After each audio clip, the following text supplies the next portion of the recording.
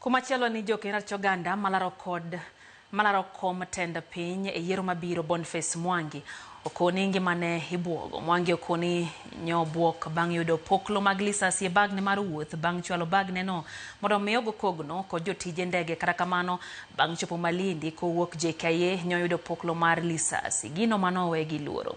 Olero ni osebed ka ibuoge kendo imake kod apisas mag sirikal gikone to iwe thuolo maonge ketho ma itude godo. Koni okinde mage kotelone kod Profesa Kivutha Kibwana biro kawo okang' motegno mar chik ewi gigo mokone sirikal timone.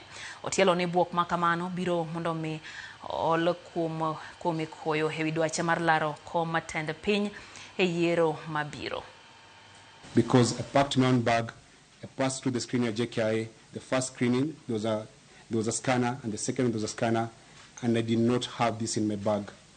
But when I landed in Malindi and I opened my bag, I found this in my bag.